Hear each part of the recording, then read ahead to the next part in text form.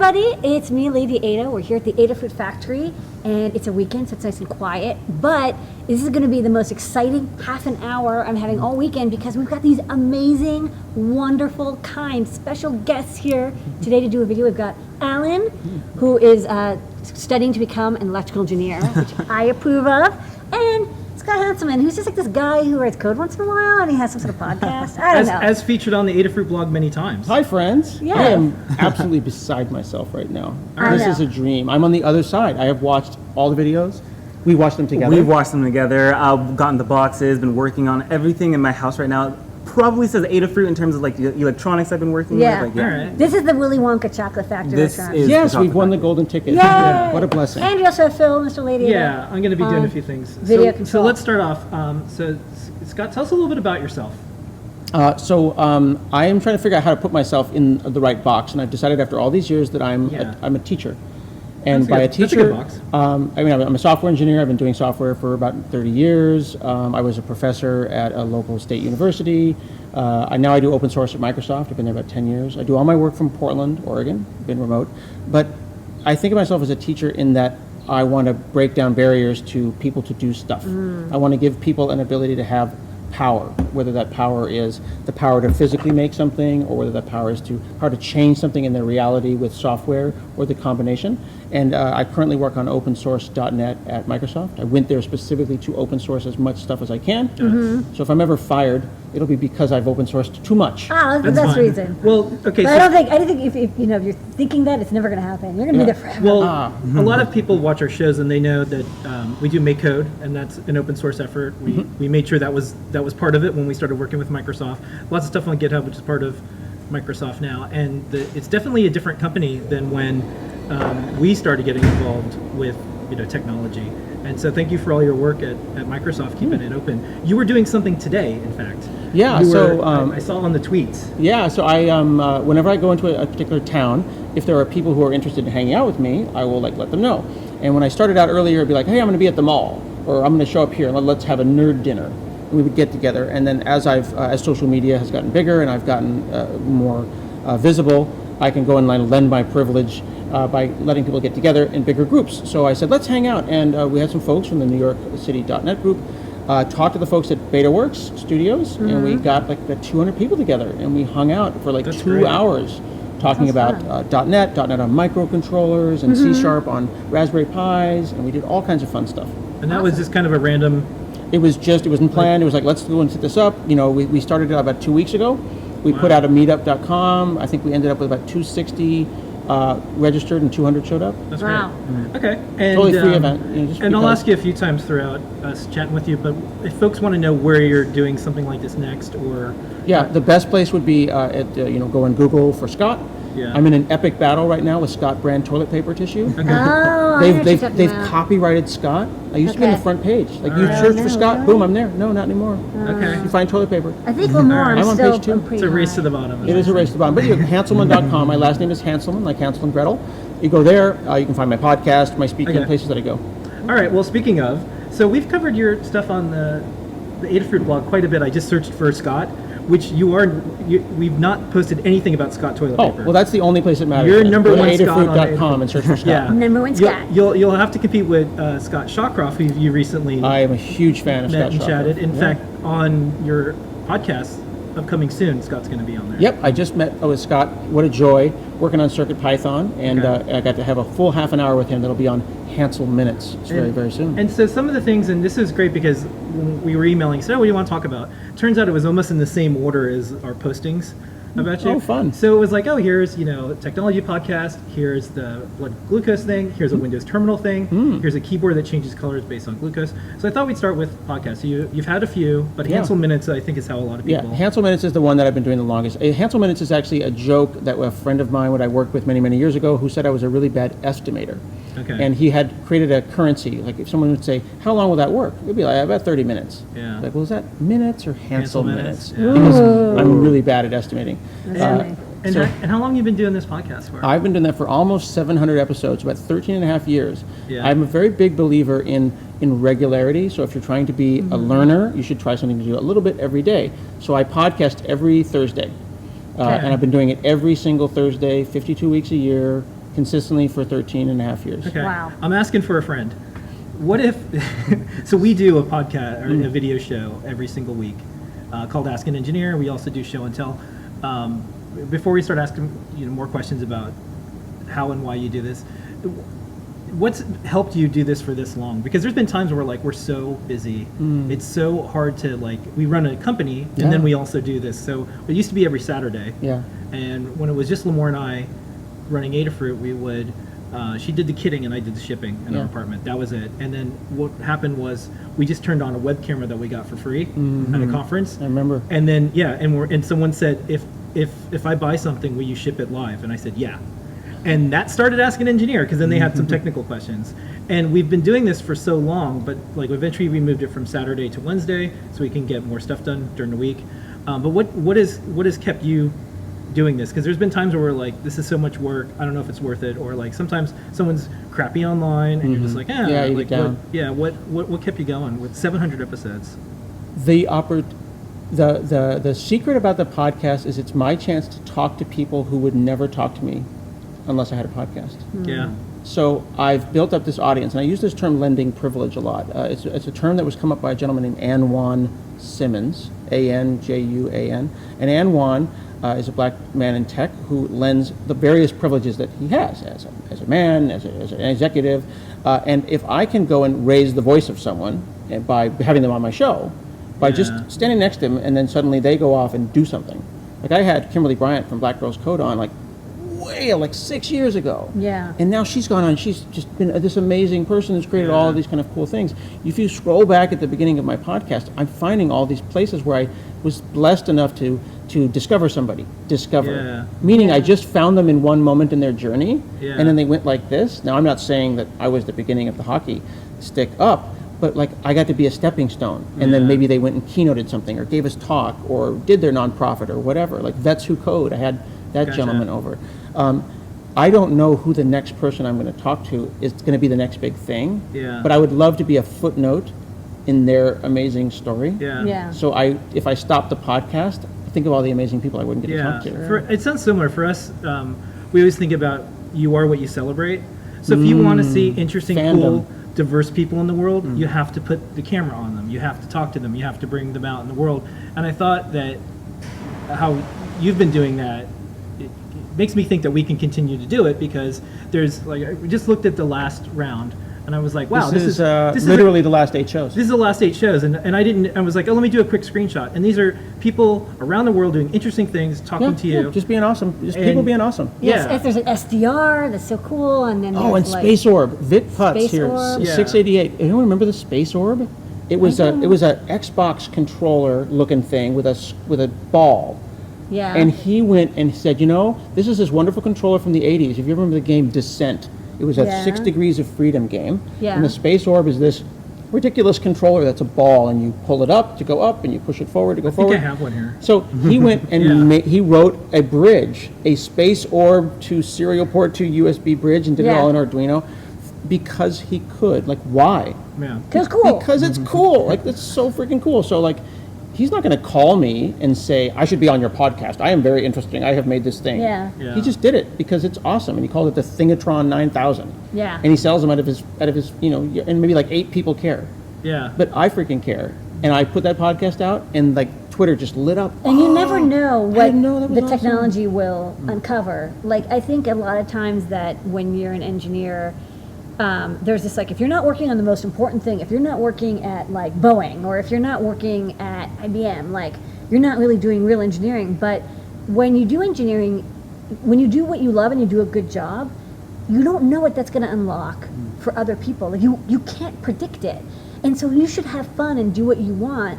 And then you never know, this Descent controller might end up being used for, there's a computer museum, and we have one of these games and we couldn't get it up and running, but now we can. And so we can show kids the technology that we had before and how that turned into the flight simulators of today. Yeah, I talked to someone about some stupid, I forgot what it was, some Adafruit thing I was doing, and someone figured out how to plug something that I was doing into an Xbox accessible controller, because it's just headphone jacks, right? It's just, it's simple.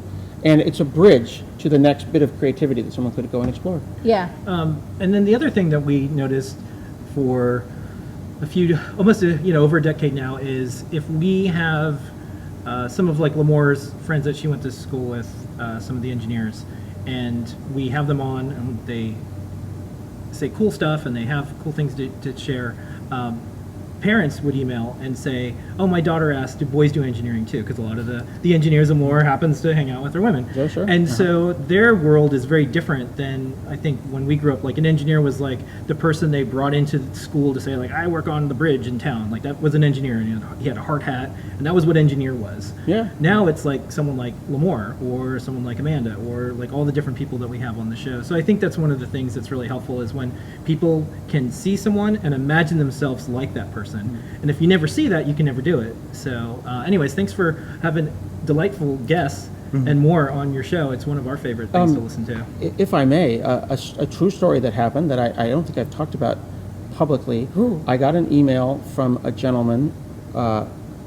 He saw me, so I have diabetes. Yeah. I mean, I look like a regular dude, but I have implants. Cyborg. I've got tubes in me. Yeah, we're gonna Sorry for talk that. about some of Sorry your to show work you my with that. belly. No, it's cool. But I've got all this stuff. But like, if I don't have to tell you that, that's one of my privileges. Is You can hide it. I can just be like, hey, Yeah.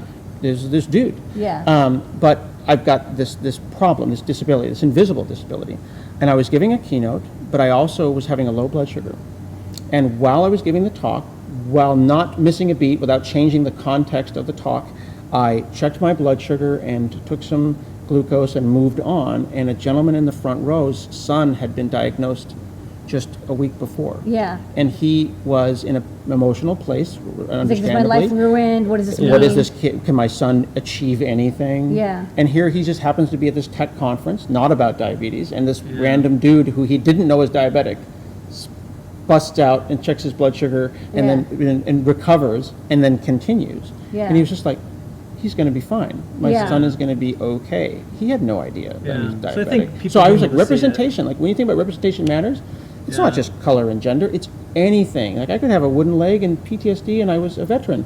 If I could keep that to myself, or I could Yeah. use that story to propel that forward into someone else's life, and they go, wait a second. If he can do it, I can do it. If she can do it, I can do it. Yeah, for show and tell, that's one of the ones where we have people from the AT community, assistive tech community, and they see a lot of people that are using Adafruit electronics, Adafruit open source code, and other things Awesome. to enhance their lives. And they see other people doing it, and now it's become a thing. So now that's why we can't quit ever. I feel like we're No, never going to stop. We're just like, I don't know if I'll quit when I'm dead. yeah, and so, okay, well, thanks for sharing that because we don't get a chance to talk to people who've been doing a consistent publishing schedule for over a decade. Yeah, it is. I'm not saying it's not easy, but I will say that one of the things that's got me through it is doubling and tripling up. So I will record shows, 2-3 at a time. Yeah. If I've got energy, if I have a moment, Yeah. then I'll just do 3, and then I'll take a vacation. And then after a couple, so I've got 4 shows in the Yeah, can. it gives you a cushion. It gives you a Yes. cushion. It makes a huge difference. Okay, well, so moving right along, and these are all the things that you had already mentioned. So a lot of people probably know you from your videos. Here's when this is a Scott search. Solving diabetes with open source, artificial pancreas, this is the theme. And so I thought we could talk about this because you have actual hardware with you. Yeah. I brought my diabetes learning kit Yeah, here. so this is a iPhone screenshot, and you've got all these different things, and then we can go to the overhead later. But what is the open source pancreas, and what is this project Okay, that so you've been working on? there's a community of people, and let's look at it this way. If Lamore, God forbid, you were to become diabetic tomorrow. I know it's not going to be okay. It's going to be okay because I saw you on stage. Yeah. No, but what you're going to do is you're going to say, well, Okay. this sucks. This sucks. And then you're going to turn around and you're going to say, if only I had the tools. It's like, But I'm an engineer. I I'm can an solve engineer. this. Exactly. Now, if you weren't an engineer, if you were a business analyst, you'd do it in Excel. Yeah. yes. If you were, 30 years ago, you'd do it in Clipper, or you'd do it in whatever tool you had available to you. Yeah. So every diabetic engineer ever, always, has tried to solve this. Okay. But and this is great, but they did it in a vacuum. They did it alone. They did it in a silo. Yeah. I became diabetic in the early 90s. And I thought I was alone. I mean, I went to CompuServe and I tried to solve it with C code, and I had a little command line app, and some people had Bash scripts. You can plug into your parallel port. Yeah. So that's funny that you mentioned that. Yeah. I would literally take my blood sugar meter and I would plug it into a serial port, a DB9. Some of them were DB25s. Yeah. Because my blood sugar data was stuck in this device. Yeah. And I called them like, hey, can you give me the spec for the communication? I want to talk to this device. Yeah. And they were like, no. No. Who are you it's and why are you proprietary. calling? I'm not going to let Are you you a do that. competitor? Yeah, like. So we cracked it open, and we did this 20 years ago. And this isn't about me. This is about every diabetic engineer ever, always. Yes. Yeah. So the first thing they do, they're like, "Oh my God, Right. I'm an engineer. I can't help it." So there are these devices. So Let's this look on is the overhead. here's a device here. This is a device called a Dexcom, and this thing talks to the device that I have on my arm, which looks like this. You just lock So this. I've got this right here implanted on the outside of my arm, and that talks Bluetooth to this. And this had a little USB here. So this is a device where you'd take it and you'd look at your blood sugar. It looks like an iPod. And It would totally say- has an iPod. It would Does say- it show up as a hard drive and have all the data on it? Oh, of course not. No, it's totally proprietary. It's not CircuitPython, okay. God bless them, they're proprietary. And you would take this to your doctor and you'd install some software. And the software every 3 months would do a dump of the last 90 days. Yeah. And an individual who had a diabetic child said, maybe I could just plug it into a computer, maybe a Raspberry Pi. Yeah. And I could plug them into each other. And I would just write a for loop, because everything starts with a for loop, That's doesn't it? right. And rather than Well, every nowadays 90 it's a wild true loop because they're in Python. That's Yeah. touche. Yes, indeed. Yeah. So they would go and say, I want to say, give me my blood sugar. Yeah. And they would write that loop, and instead of every 90 days, every 5 minutes. So then once it's on there, I can do stuff with it. And then they started saying, well, wait a second. Here's my insulin pump. How does the doctor talk to it? Well, they've got this expensive device that they can get. Wait, can you engineer and hack that? Called CareLink, of course. So maybe I will go and plug that in here, and then I've got the read and the write. Yeah. When I'm as a diabetic, I need to have this loop in my head. What's my blood sugar? What should I do about it? Okay, take some insulin. What's my blood sugar? And I loop all day. It is Yes. an open loop that is Yes. closed by your me. brain. Which So- sucks because you're spending your mental energy on that. I love that you said that, because imagine the task manager of my brain sorted by CPU. No, it's like at the top of Scott top. Yes, when you run HTOP on me, it's like, look at the 8% CPU that's being wasted by me thinking about All day. when am I going to go Yeah. and take some insulin, which is I now love your little demo box now here. $300 a bottle in America. Yeah. And I went and I took a Pi portal to let me see it, because I want glanceable displays around my house. Yeah. This thing turns yellow, red, green with my blood and sugar. What's interesting about that is that's a trick that we use for assistive technology, where it's at a glance information if you don't have full access to all of your hands, and Exactly. you can't do things. But if you can look at something and say, oh, green, I'm okay, yellow, maybe got to keep an eye on that, red, and other people Yeah. will know too. And also your brain, your visual cortex, Mm-hmm. it is like a co-processor. And if your brain gets used to seeing green, it actually starts filtering it out, which is really cool. Like the human interesting. brain and the visual cortex, we only look for differences and stuff. Mm-hmm. So you'll only be alerted when it turns red, which is really neat. So now you've taken it from 8% to maybe 1%. So a lot of different people in the community, people who are smarter than me, who are not me, Yeah. said, I can write a little Python to do that. And that was Yes. one person. And another person said, let's put that in a dashboard. And another person said, hey, let's make that dashboard have a REST API. And another person said, well, I'll put my blood sugar data in my bash prompt along with my Git. Which I thought was so funny. Isn't that wonderful? I love it. Because I want this data everywhere. And then the godmother of the open artificial pancreas community put all of that into a fanny pack, a Yeah. pack that goes on the side. Fanny packs are super fashionable now. They're They're coming back. fashionable. Cool. To be honest, I have a fanny pack and I love knew every it. second. You I know have what? You that gotta thing. stick knew it. a Raspberry Pi and Arduino in it, so you're always walking around. You're like, I'm ready. Yep. And that's what she did. So Dana Lewis from the Open APS project put all this in her fanny pack with a big battery All right. and ran all that stuff. I And love it. then said, too big, no fun, too Yeah. big, don't like that. Engineering, That's not cool at all. optimize. Engineering, Why don't we do it with a Raspberry Pi Zero?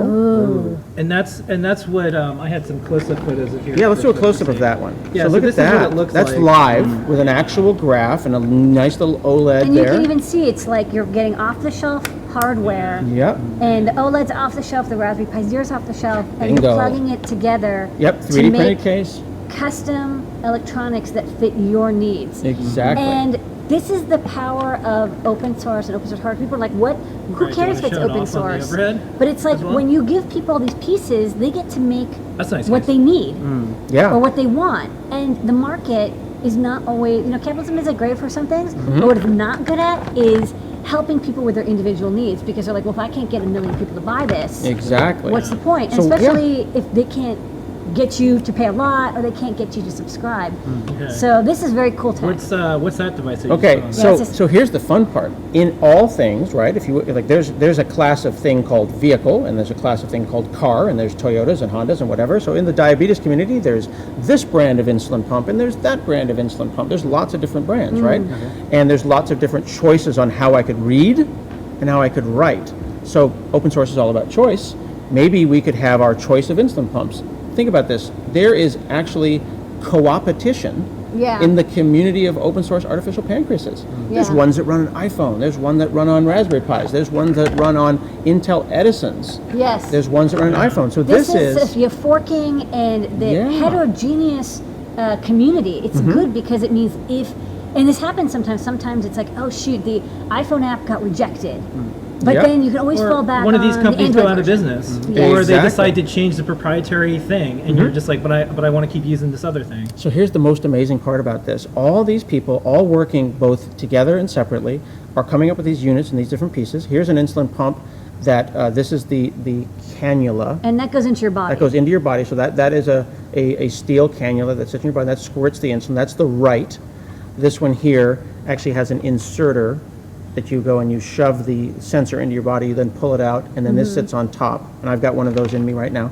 These are all different brands. This is another insulin pump. So this and this are the same thing, Yeah. the same class of device. And if you see, look at that blue right there. Yeah. That is a cannula. Okay. That would then sit on your body. I'll put it in my hand, but imagine that was on your belly. So again, you insert the cannula into your body, and that's it what squirts injects. the insulin. Now, you would think that these companies would attack us and go against us and try You to can even keep see us the- from doing that. Yeah, You can even see the pump very Yeah, carefully. there's a little This pump is in the there. pump in there. It's Well, that just was so going to cool. be my next question.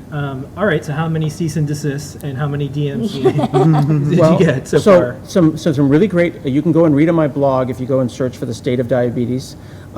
There was a great Medium post that talked about breaking in quotes into this pump using software-defined radio, grabbing the electromagnetic frequencies off of thin air, figuring out how they did the FSK. Is that what it's called? Yeah, it's the way that the radio is encoded. It's a very basic but powerful. It's a very common way to transmit data. But what's really nice about it is it's not patented like LoRa, which means it's really easy to DIY our own version. Right. So they went and did that, and they broke into this pump, and then an open source nonprofit called Tidepool called these people and said, let's not fight, Yeah. let's partner.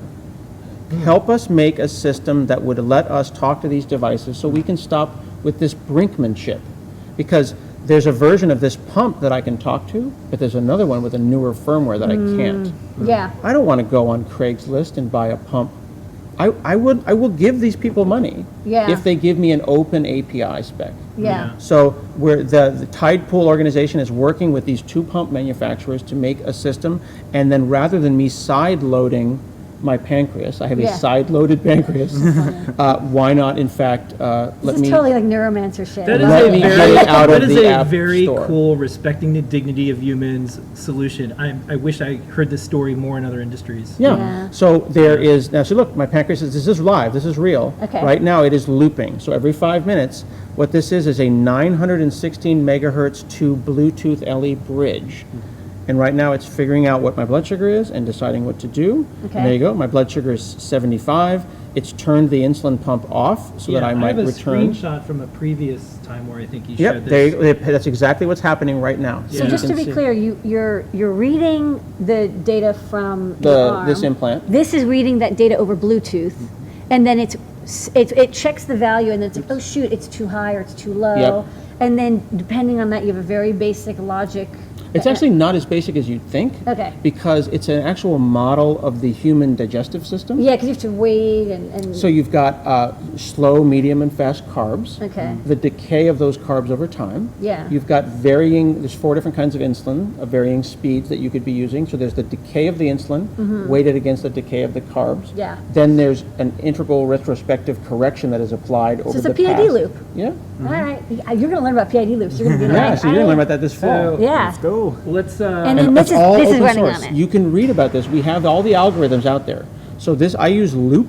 So if you go and Google for Loop Docs, this is Okay. LoopKit. This was created by a gentleman named Nate Ratcliffe and is now managed by Pete Schwam and Katie DeSimone and a whole community at the Tide Pool organization. And then I'm using an older pump. These folks here at Insulit are going to partner with us and make these Omnipods. And then you can go to Dexcom and they have an API that you can sign up for. So I have one last question before we move on. So Of for course. this smart open pancreas, which makes that decision of when to Yeah. inject you with insulin and it And there's does the the- analysis, is that patented or is it patentable? And is it something you're concerned about? So there's 2 different, I use Loop, which is one pancreas. This one is Open APS, which is another one. The algorithm itself is entirely open source. Yes. I suppose that someone could patent it, I I suppose. guess by publishing, you're protecting yourself. Here's the deal though, are you patenting the actual algorithm? Or are you patenting the fact that there is an open source pancreas? This is the thing. I don't know, but it's something that has come up, and I know there's like open patent commons, and I'm not saying that you should patent, you should be worried about it. I Yeah. think, as long as you're publishing, and that is one of The community the has good published things. this as a reference implementation. I want it to be Yeah. clear that we're not saying you should go out and hook yourself up to this thing. Right.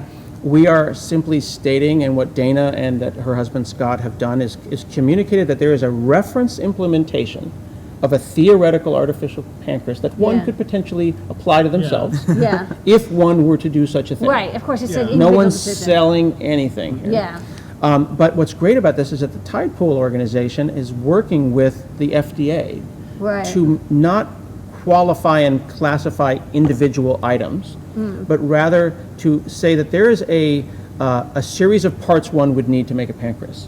And we want to have each brand and each project and each potentially pluggable algorithm to be an option so that the FDA would allow us to classify what they're calling like an eye pump, an intelligent pump, or an intelligent CGM, continuous glucose meter, and then make the options pluggable so that each company could compete on their own merits, Yeah. but still allow the DIY community to run both the supported App Store version Yeah. and the DIY version Yeah. at the same time. I think that one of the things that comes to, like, when I see this is I think it's so good that it's being published and documented. Yes, it can't be taken away. Because it can't be taken away, and I think especially with the changes in patent law, the more prior art you can, that's why we are constantly publishing things we're about to work on, is we're like, prior art, look, we are doing this. You can't say, months later, a year later, oh no, I came up with that first. Whoever publishes first. That's a really good point. I did some early work on the Palm Pilot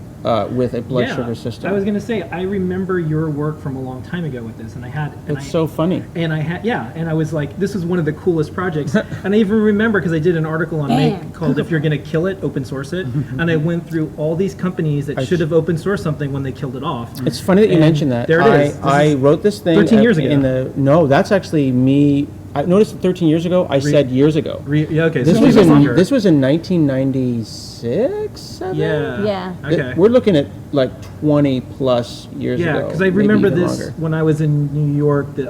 For Web 1.0. So I frankly, I was running it as a shareware project, and I was selling licenses, and then people went and cracked it and took my shareware codes and made a generator. That's so the rad. the hacker scene. Yeah. Went and so I couldn't make any money on Underground glucopilot. it. And I was sales. I think in '96 I was like 20. So I sold it. I sold it, Yeah. and then after a while it became abandonware. But there Yeah. are still today people using glucopilot. Older, Yeah. Oh, older cool. people, but they are still using it. And I have not been able to get a hold of the Chinese company to open source it. I thought I was close. They were going to talk about it, and then companies get bought by companies, know, and now you I don't know. honestly know where the source is, Yeah. which makes me sad. And that's where, around the mid to late 90s, is where I decided that the failure of open sourcing this in the 90s is why I do open source now. You know what?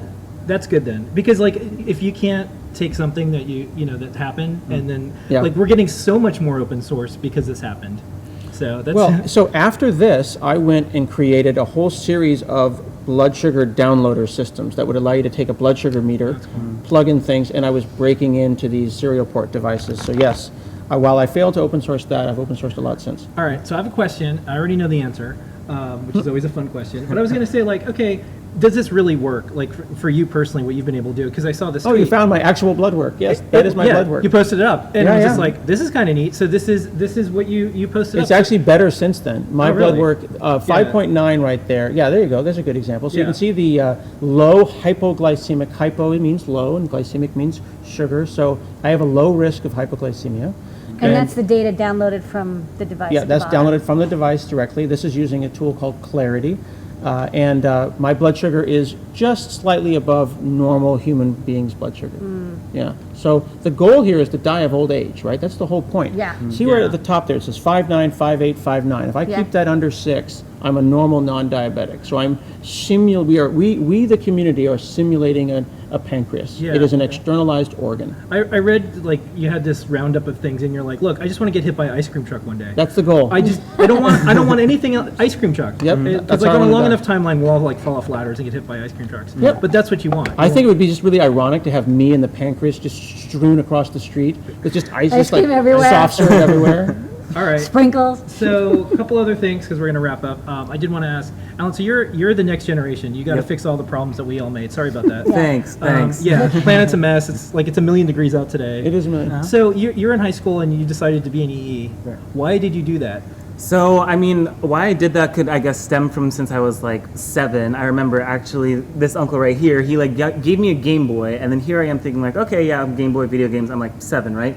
Then the speaker stops working, and then I was And thinking, you're like, world's ended. well, yeah, world's ended. My mom's gonna yell at me. I don't want to get yelled Yeah. at. Like Yeah. again, 7. So I was like thinking, okay, let's see if I can like open this up, see what I can do. Maybe see if I could like fix it or whatever, so that way I don't get yelled at. It was fear first that like drove Yeah. me. That's and a then good motivator. Carrot or stick? You know, Yeah, you yeah, choose yeah. one. He doesn't So- want to get yelled at by his doctor, right? So here I am, I'm like opening it up, and then I'm just like, wow, okay, I didn't know that there was gonna be like a screen in here, buttons. I thought it was just gonna be, I don't know, like Legos. 7-year-old thoughts. Just It's mix- You know, like, 7-year-old thoughts yeah. are like, there's just Legos in here working. Yeah. So then I'm like, okay, there's all these like wires, circuits, connectors. I mean, ultimately, I don't remember if I fixed the speaker for Well, all you were intents and 7, purposes. right? I fixed the speaker because I Yeah. didn't get yelled at. It's cool as you remember taking it apart, and that was where That was, something I guess, sparked. ground zero when I was just like, okay, yeah, I Yeah. just like this whole like seeing what's underneath, like learning more about it. Then I like all these electronics, these buttons, doodads, all this stuff because again, 7. Yeah. So then ever since it's just kind of been like, okay. Then I started hearing about Raspberry Pi coming out, then Arduino. Then I started to just really start to tinker and design with it. Then Adafruit, and then all this other stuff. So it's just kind of been a snowball effect coming into like.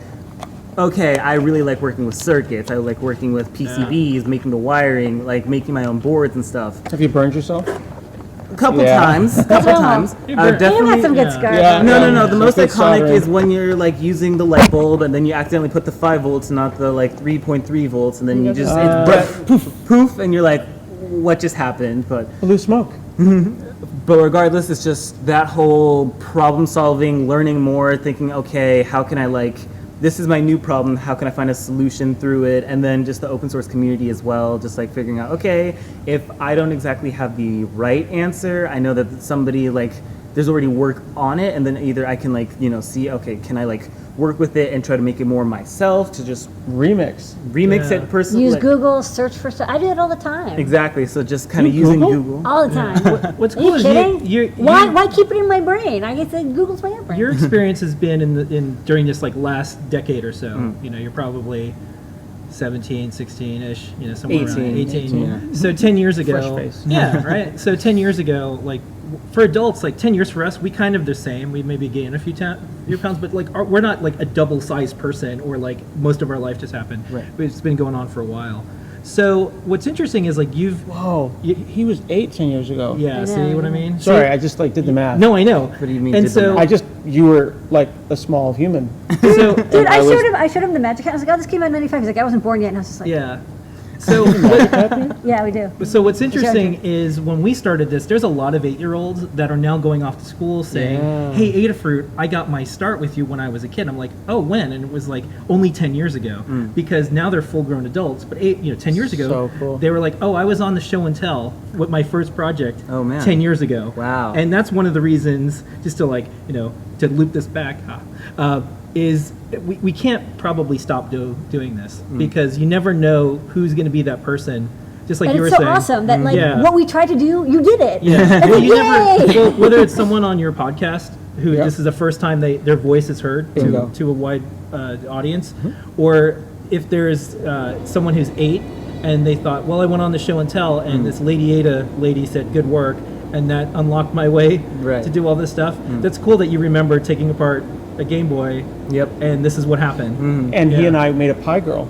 Oh, cool. Yeah, and I we had- made a cupcake. Yeah, I And- had And, some- now Hey, and then yeah. you have to solder the speaker on yourself. Uh-huh. Yeah. Right. We- Full yeah, we- circle we figuring made out how to this do No, that. I know. Well, what's funny is, I had a Game Boy and I broke it too, and I had to send it for a parent. made the Game but Boy. I was like, I just want one of my own that's a color. No. So I was also like, it's funny, like everyone, gaming is such a an early electronic memory for people.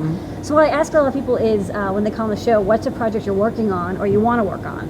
Right. So you started with this Game Boy, but what are you working on now, or what do you want to work on So, next? I mean, right now, currently, I'm just working on a little robot. I'm just trying to, for now, I guess my main big idea is to just like put some sensors on it, have it relay data to me, either be like a motion sensor sort of robot going around my house. That's just kind of the latest thing I'm working on. Yeah. I mean, in terms of what I'm trying to do for the future, I would have to say I don't know yet. Yeah, right you now, shouldn't. I'm just taking this day by That's day, good. and I'm just you're like, not ruined and jaded yet. Right. So I'm just taking this day by day. Yeah. I hear like, oh, hey, there's something that uses low Bluetooth. I'm like, what? Yeah.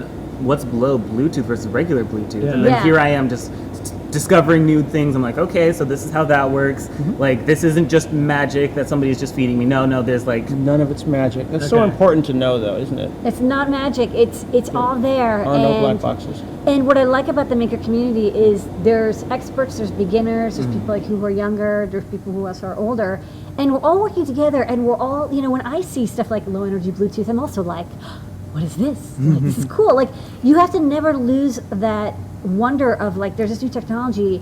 And when people ask me like, how did you come up with your ideas, which is kind of like a weird question, but what you do is you look around the world and you see problems.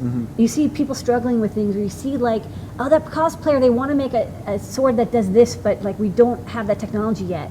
And then you keep that in your brain, kind of in the background, and then as you go through life, as you go through engineering, you'll pick up all these skills, and then you'll kind of like match them, and you'll be like, does this skill I just learned match up with the problem? And so there's projects that we're building now that are from like 10 or 15 years ago that I was like, I really want to build this, but I can't yet. we didn't have the I technology. don't have the technology, I didn't It's have too the skill. expensive, or Okay. we wouldn't be able to show people how to do it. Like everything we do, there has to be a video and a Right. guide, and we have to be Okay. able to share it. But then Okay. it's like, click. All right. What's up? Well, last up, Scott. If there's always a call to action in a lot of these shows, so what are the things that people could do out there if they're interested in what you're doing, if they want to help, if there's what's next? I would have to say, and not to be too much of a fangirl here, but the Ada boxes are such a joy when they arrive. Everything that I do now, even my diabetes education kit, is in fact Maybe we an should Ada do box. a diabetes, a virtual, I don't artificial know. pancreas, an artificial pancreas Yeah. Ada box. Yeah, We could talk about that. We're up for Yeah. everything. They're such a joy, and people would get them, and I share them with my kids, I share them with my nephew, but I would like people who get these, who get Adafruit devices, who get Ada boxes, to go to your local school and do a workshop. Do a brown bag. Do a brown bag at your work. You don't have to make these at home by yourself. Take Yeah. it somewhere. Take it to your local library. Take it to your local community center. If you Yeah. speak another language, Yeah. take it, sit down with the Ada box, translate it into the other local language that you know, And do it together. share it and do it together. Yeah. There is community in these cute little boxes.